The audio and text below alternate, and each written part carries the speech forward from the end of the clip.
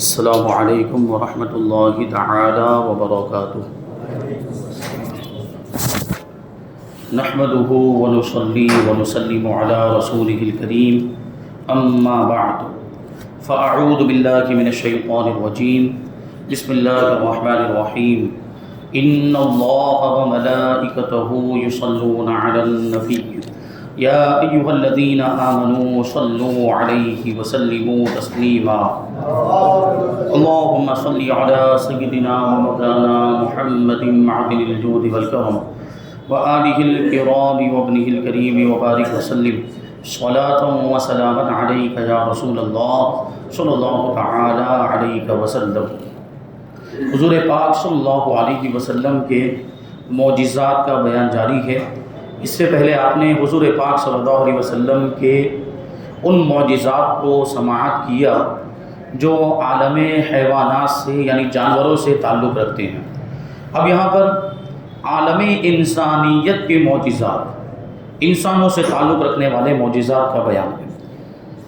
تھوڑی سی چیز زیادہ ہو گئی اور کھانوں میں برکت ہونا، ایسے بہت سارے معجزات کتابوں کے اندر ملتے ہیں۔ فرماتے ہیں کہ تمام دنیا جانتی ہے کہ مسلمانوں کا ابتدائی زمانہ بہت ہی فقر و فاقہ میں گزرا ہے۔ کئی دن گزر جاتے تھے کہ ان لوگوں کو کوئی چیز کھانے کے لیے نہیں ملتی تھی۔ ایسی حالت میں اگر رسول اللہ صلی اللہ علیہ وسلم کا یہ معجزہ ان فاقہ زدہ مسلمانوں کی نصرت و دستگیری نہ کرتا تو بھلا ان مفلس اور فاقہ مست مسلمانوں کا کیا حال ہوتا۔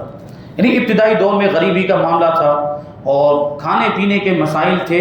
اس وقت یہ کھانے کی برکت والا معجزہ کہ تھوڑا سا کھانا سینکڑوں کے لیے کافی ہو گیا، یہ حضور پاک صلی اللہ علیہ وسلم کا عظیم الشان معجزہ تھا، اور اس نے صحابہ کرام کی مختلف مواقع پر مختلف جگہوں پر مدد فرمائی، دستگیری کی، اور اس کی وجہ سے ان کے لیے بہت سی آسانیاں بھی پیدا ہوئی۔ حضرت عیسیٰ علیہ السلام نے آسمان سے اترنے والے دسترخوان کی 7 روٹیوں اور 7 مچھلیوں سے کئی سو آدمیوں کو شکم سیر کر دیا تھا۔ یعنی وہ کئی سو آدمی اس کو کھا کر وہ اپنی بھوک انہوں نے مٹائی تھی۔ یقیناً یہ ان کا بہت ہی عظیم الشان معجزہ ہے جس کا ذکر انجیل اور قرآن دونوں مقدس آسمانی کتابوں میں مذکور ہے، لیکن حضور رحمت عالم صلی اللہ علیہ وسلم کے دست مبارک سے سینکڑوں مرتبہ اس قسم کی معجزانہ برکتوں کا ظہور ہوا ہے۔ یعنی یہ کھانے کی برکت کا معجزہ، ایسے تو واقعات ہمارے نبی پاک صلی اللہ علیہ وسلم کی زندگی میں کئی بار پیش آئے۔ تھوڑا سا کھانا پانی سینکڑوں بلکہ ہزاروں انسانوں کو شکم سیر اور سیراب کرنے کے لیے کافی ہو گیا۔ اس قسم کے سینکڑوں معجزات میں سے مندرجہ ذیل چند معجزات آپ کے معجزانہ تصرفات کی آیات بینات یعنی روشن نشانیاں، روشن علامتیں بن کر احادیث کی کتابوں میں اس طرح چمک رہے ہیں جس طرح آسمان پر اندھیری راتوں میں ستارے چمکتے اور جگمگاتے رہتے ہیں۔ یہ حضور کے معجزات کی شان ہے۔ ام سلیم کی روٹیاں، ام سلیم حضرت ابو طلحہ کی بیوی اور حضرت انس بن مالک جو بڑے مشہور صحابی ہیں اور حضور پاک صلی اللہ علیہ وسلم کے خادم تھے، بچپن ہی سے حضور کی خدمت میں رہے۔ حضرت انس بن مالک ان کی والدہ ہیں حضرت بی بی ام سلیم رضی اللہ تعالی عنہ۔ ان کی روٹیوں میں دیکھیے کیسی برکت ہوئی۔ ایک دن حضرت ابو طلحہ رضی اللہ تعالی عنہ اپنے گھر میں آئے اور اپنی بیوی حضرت ام سلیم رضی اللہ تعالی عنہ سے کہا کہ کیا تمہارے پاس کھانے کی کوئی چیز ہے؟ میں نے حضور صلی اللہ علیہ وسلم کی کمزور آواز سے یہ محسوس کیا ہے کہ آپ بھوکے ہیں، آپ نے کھانا نہیں کھایا ہے۔ ام سلیم رضی اللہ تعالی عنہ نے جو کی چند روٹیاں دوپٹے میں لپیٹ کر حضرت انس رضی اللہ تعالی عنہ کے ہاتھ آپ کی خدمت میں بھیج دی۔ حضرت انس رضی اللہ تعالی عنہ جب بارگاہ نبوت میں پہنچے تو آپ مسجد نبوی میں صحابہ کرام کے مجمع میں تشریف فرما تھے۔ آپ نے پوچھا کہ کیا ابو طلحہ نے تمہارے ہاتھ کھانا بھیجا ہے؟ ابھی بتایا نہیں۔ حضور سامنے سے ارشاد فرماتے ہیں حضرت انس رضی اللہ تعالیٰ عنہ سے کہ کیا ابو طلحہ نے تمہارے ساتھ کھانا بھیجا ہے؟ اور ظاہر سی بات حضور پاک صلی اللہ علیہ وسلم بھوکے تھے تو صحابہ بھی تو بھوکے ہوں گے، صحابہ نے بھی کھانا نہیں کھایا تھا۔ تو حضرت انس رضی اللہ تعالیٰ عنہ نے عرض کیا جی ہاں۔ یہ سن کر آپ اپنے اصحاب کے ساتھ اٹھے، حضور پاک صلی اللہ علیہ وسلم صحابہ کرام کے ساتھ اٹھے اور حضرت ابو طلحہ کے مکان پر تشریف لائے۔ حضرت انس رضی اللہ تعالیٰ عنہ نے دوڑ کر بی بی ام سلیم کو یہ خبر دی کہ حضور صلی اللہ علیہ وسلم ایک جماعت کے ساتھ ہمارے گھر پر تشریف لا رہے ہیں۔ حضرت ابو طلحہ رضی اللہ تعالیٰ عنہ نے مکان سے نکل کر نہایت ہی گرم جوشی کے ساتھ آپ کا استقبال کیا۔ آپ نے تشریف لا کر حضرت بی بی ام سلیم رضی اللہ تعالی عنہا سے فرمایا کہ جو کچھ تمہارے پاس ہو لاؤ۔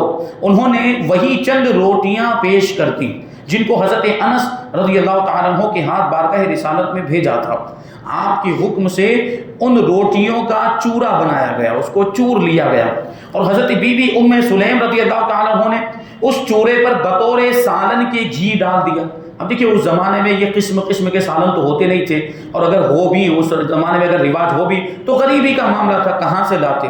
تو دوسرا کوئی سالن نہیں تھا، گھر میں گھی موجود تھا، تو وہ چوری ہوئی روٹیوں کے اندر جن کا چورا بنایا گیا تھا وہ گھی ملا دیا سالن کے طور پر۔ اور عربی میں سالن اور ادام ہر اس چیز کو کہا جاتا ہے جس کو روٹی کے ساتھ کھایا جا سکے، تیل کو، گھی کو، اور ہم جو سالن جس کو کہتے ہیں اس کو روٹی کے ساتھ کھایا جا سکتا ہے، جس میں روٹی کو ڈبو کر، روٹی کو بھیگا کر کے اس کو کھایا جا سکے، ہر اس چیز کو سالن کہا جاتا ہے۔ تو یہاں حضرت بی بی ام سلیم نے گھی ڈال دیا سالن کے طور پر۔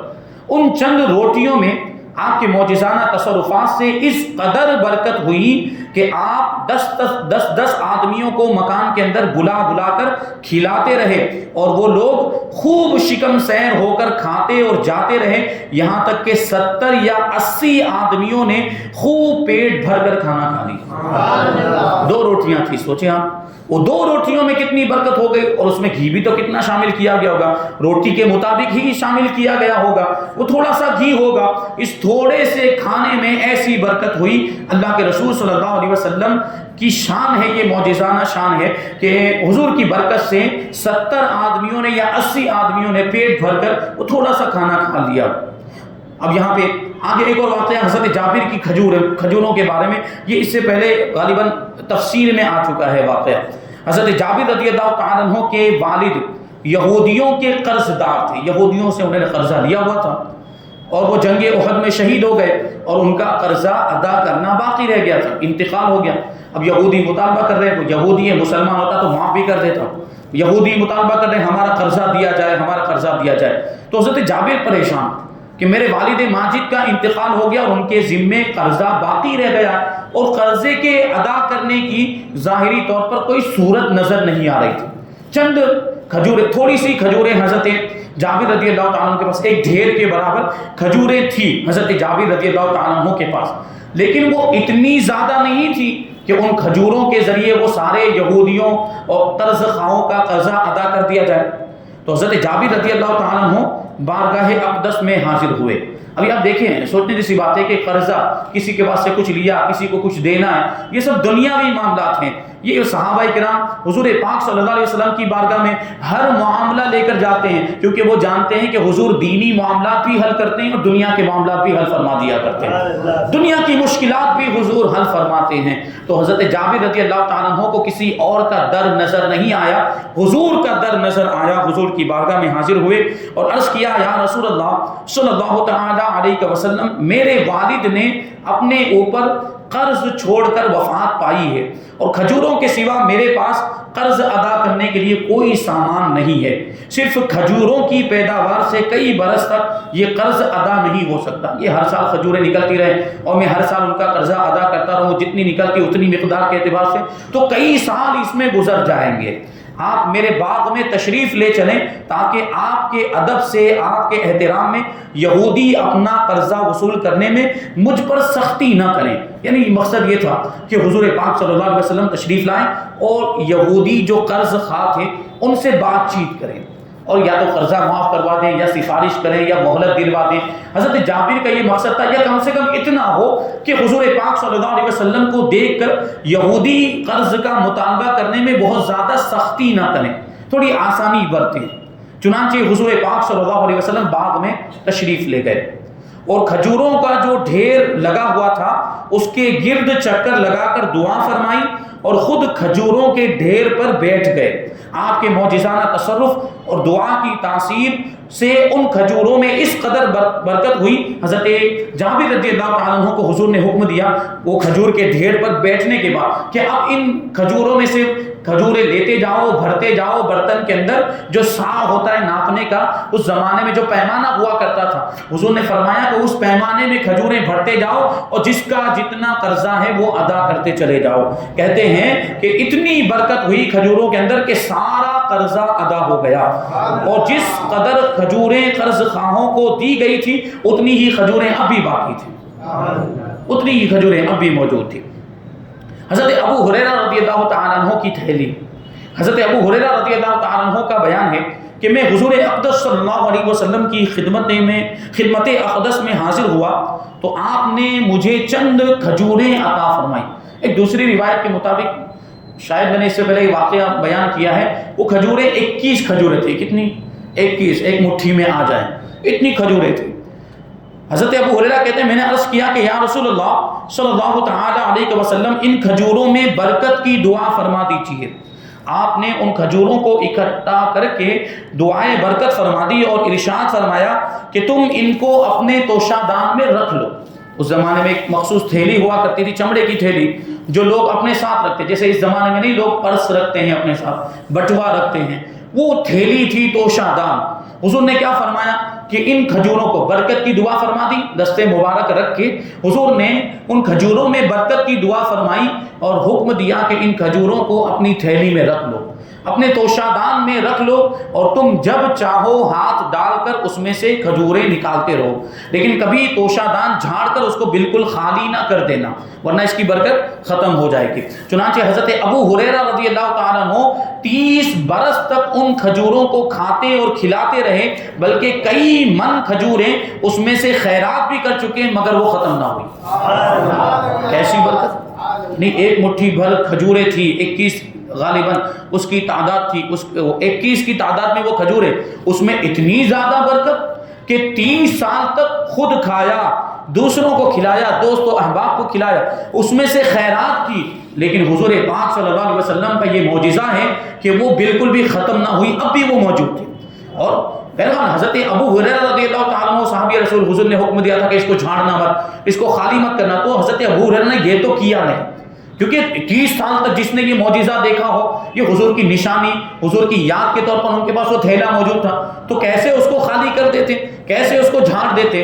دوسرا واقعہ اس کے ساتھ پیش آیا، وہ تھیلی کا کیا ہوا بعد میں، اس کے بارے میں کہتے ہیں کہ حضرت ابو ہریرہ رضی اللہ تعالیٰ عنہ ہمیشہ اس تھیلی کو اپنی کمر سے باندھے رہتے تھے، یہاں تک کہ حضرت عثمان رضی اللہ تعالیٰ عنہ کی شہادت کے دن وہ تھیلی ان کی کمر سے کٹ کر کہیں گر گئی، کیونکہ بڑا ہنگامہ ہوا تھا۔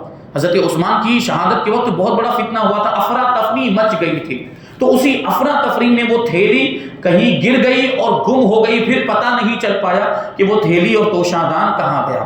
تو اس طرح وہ تھیلی حضرت ابو ہریرہ رضی اللہ تعالیٰ عنہ سے جدا ہو گئی۔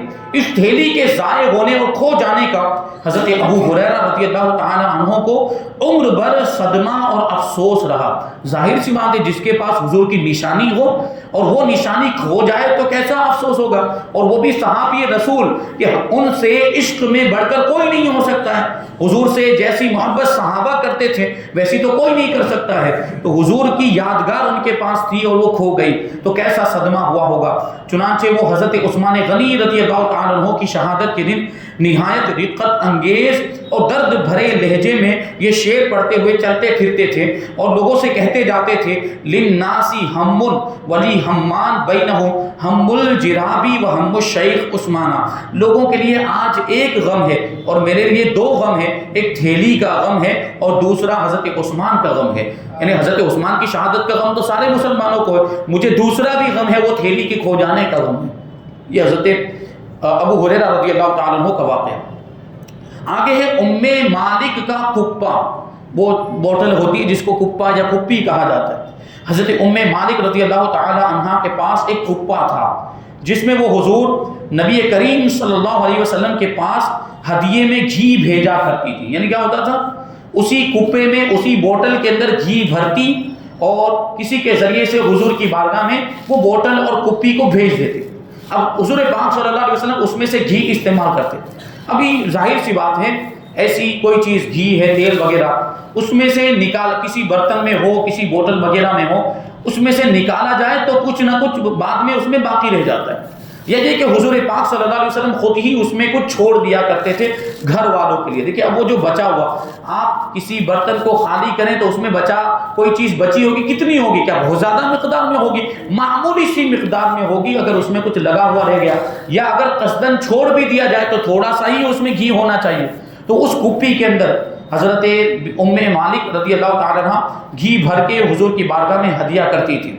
اس کپے میں اتنی عظیم برکتوں کا ظہور ہوا کہ جب بھی ام مالک رضی اللہ تعالی عنہ کے بیٹے سالن مانگتے تھے, سالن ہونا چاہیے جیسے میں نے ابھی عرض کیا کہ جو بھی چیز روٹی کے ساتھ کھائی جا سکے وہ سالن کہلاتی ہے عربی کے اعتبار سے.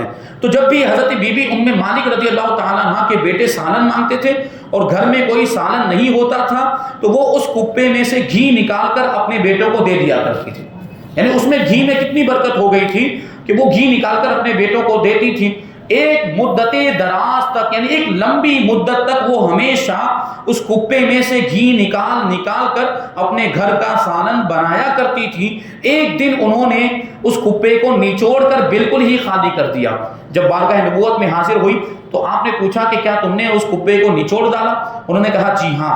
آپ نے فرمایا کہ اگر تم اس کپے کو نہ نچوڑتی اور یوں ہی چھوڑ دیتی تو ہمیشہ اس میں سے گھی نکلتا ہی رہتا اور تم اس کو سالن بنا کر کھاتی ہی رہتی. اس حدیث کو امام مسلم نے روایت کیا ہے. بات آ جاتی ہے کہ کس نے روایت کیا, بخاری میں ہے کہ نہیں, مسلم میں ہے کہ نہیں. اس سے پہلے بھی جو واقعات بیان کیے گئے وہ یا تو ترمذی میں ہے یا بخاری شریف میں. حوالے لکھے ہوئے بخاری شریف پہلا والا حضرت ام سلیم کا واقعہ بخاری شریف میں تھا, حضرت ابو ہریرہ کا واقعہ مشکات شریف میں بھی ہے اور ترمذی شریف میں بھی, اور یہ والا واقعہ مسلم میں روایت کیا گیا ہے. آگے ہے بابرکت پیالہ. حضرت سمرہ بن جندب رضی اللہ تعالیٰ عنہ کہتے ہیں کہ حضور صلی اللہ علیہ وسلم کے پاس ایک پیالہ بھر کر کھانا تھا. ہم لوگ 10 آدمی باری باری صبح سے شام تک اس پیالے میں سے لگاتار کھاتے رہے. لوگوں نے پوچھا کہ ایک ہی پیالہ تو کھانا تھا تو وہ کہاں سے بڑھتا رہتا تھا کہ لوگ اس قدر زیادہ تعداد میں دن بھر اس کو کھاتے رہے, یعنی اس میں یہ برکت کہاں سے آئی؟ تو انہوں نے آسمان کی طرف اشارہ کر کے کہا کہ وہاں سے, یعنی یہ برکت آسمان کی طرف سے آئی, اللہ کی بارگاہ سے آئی تھی. تھوڑا سا توشہ اور عظیم برکت. حضور اقدس صلی اللہ علیہ وسلم 1400 اشخاص 1400 صحابہ کرام کی جماعت کے ساتھ ایک سفر میں تھے. صحابہ کرام نے بھوک سے بےتاب ہو کر سواری کی اونٹنیوں کو ذبح کرنے کا ارادہ کیا, کیونکہ جو توشہ ساتھ میں لے کر چلے تھے, جو کھانے کا سامان ساتھ میں لے کر چلے تھے وہ ختم ہو چکا تھا. اب کھانے کے لیے کچھ بھی نہیں تھا. جب بھوک لگی تو صحابہ کرام نے ارادہ کیا کہ جو ساتھ میں اونٹنیاں لے کر آئے جس پر سواری کر رہے تھے انہی اونٹنیوں کو ذبح کر کے ان کو کھا لیا جائے. لیکن ظاہر سی بات ہے اگر ان اونٹنیوں کو ذبح کر دیا جاتا اور اونٹنیوں کو کھا جاتے تو پھر سواری کس پر کرتے, تو دوسری مشکل پیش آ جاتی اور سفر میں ان کو دشواری کا سامنا کرنا پڑتا. تو حضور پاک صلی اللہ علیہ وسلم کو جب یہ پتا چلا تو حضور نے منع فرما دیا ایسا مت کرو, اور حکم دیا کہ تمام لشکر والے اپنا اپنا توشہ ایک دسترخوان پر جمع کریں. یعنی جن کے پاس جو کچھ بھی بچا ہوا ہے, کیونکہ ختم ہو چکا تھا, تھوڑا تھوڑا جو لوگوں کے پاس جو بھی ان کے توشہ دان تھے اور ان کے پاس جو بھی تھیلے اس زمانے میں جو چلتے تھے اس میں جو کچھ بھی بچا تھا سب نے جھاڑ کر ایک دسترخوان پر اس کو جمع کر دیا. چنانچہ جس کے پاس جو بھی تھا وہ لا کر رکھ دیا. تو تمام سامان اتنی جگہ میں آ گیا جس پر ایک بکری بیٹھ سکتی ہے. ایک بکری بیٹھے گی تو وہ کتنی جگہ کو گھیرے گی, بس وہ پورے لشکر. ابھی سوچیں 1400 صحابہ کرام 1400 صحابہ کرام نے اپنے توشے لا کر وہاں پر جھاڑے ہوں گے, تھوڑا تھوڑا سا ان کے توشوں میں جو بچا ہوا تھا وہ وہاں پر جمع ہوا تو اتنی جگہ میں آ گیا جتنی جگہ میں ایک بکری بیٹھ سکتی ہے. وہ اتنا سا تھا. اب وہ اتنا سا کھانا پورے لشکر کو 1400 لشکر کو کیسے کافی ہو گیا؟ 1400 کے لشکر کو کہتے ہیں کہ لیکن 1400 آدمیوں نے اس میں سے شکم سیر ہو کر کھا بھی لیا اور اپنے اپنے توشے دانوں کو بھر بھی لیا. کھانے کے بعد آپ نے پانی مانگا. ایک صحابی ایک برتن میں تھوڑا سا پانی لائے, آپ نے اس کو پیالے میں انڈیل دیا اور اپنا دست مبارک اس میں ڈال دیا تو 1400 آدمیوں نے اس سے پیا بھی اور اس سے وضو بھی کر لیا. یہ روایت بھی مسلم شریف کے اندر موجود ہے. اب اس کے بعد اور بھی بہت سارے واقعات ہیں. کلیجی کا واقعہ ہے. حضور پاک صلی اللہ علیہ وسلم ایک سفر میں تھے تو اس میں ایک گوشت لایا گیا، بکری لائی گئی اور بکری کو ذبح کرنے کے بعد کلیجی کو پکایا گیا۔ پھر حضرت ابو ہریرہ اور دودھ کے پیالے کا واقعہ بڑا مشہور واقعہ ہے۔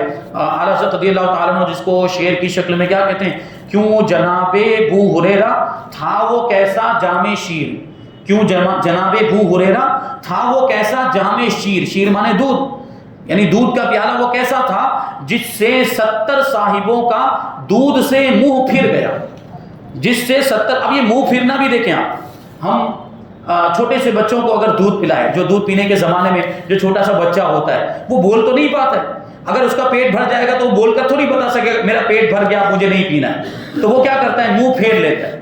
چھوٹا بچہ کیا ہوتا ہے، منہ پھیر، جب اس کا پیٹ بھر جاتا ہے وہ شکم سیر ہو جاتا ہے تو وہ منہ پھیر لیتا ہے۔ تو یہاں استعارے کے طور پر اس کو استعمال کر رہے ہیں کہ 70 صحابہ کرام نے ایک پیالے میں سے دودھ پیا اور شکم سیر ہو کر پیا، اسی کو کہتے ہیں کہ جس سے 70 صاحبوں کا دودھ سے منہ پھر گیا، یعنی پیٹ بھر کر انہوں نے پیا۔ اسی واقعے کو تفصیل کے ساتھ بیان کریں گے۔ اور پھر آگے ہے شفائے امراض، کہ حضور پاک صلی اللہ علیہ وسلم نے جو بیماروں کو شفا عطا فرمائی ہے، یہ ایسے بھی معجزات کثیر تعداد میں کتابوں کے اندر موجود ہے۔ اللہ تبارک و تعالیٰ کی بارگاہ میں دعا ہے کہ جو کچھ بھی بیان ہوا اس پر ہم سب کو عمل کرنے کی توفیق عطا فرمائے، اور حضور پاک صلی اللہ علیہ وسلم کی سیرت طیبہ، سنت پاک اور حضور پاک صلی اللہ علیہ وسلم کے پیارے پیارے طریقوں پر ہم سب کو عمل کرنے کی توفیق عطا فرمائے۔ حضور کی سچی پکی محبت ہم سب کے دلوں میں پیدا فرمائے۔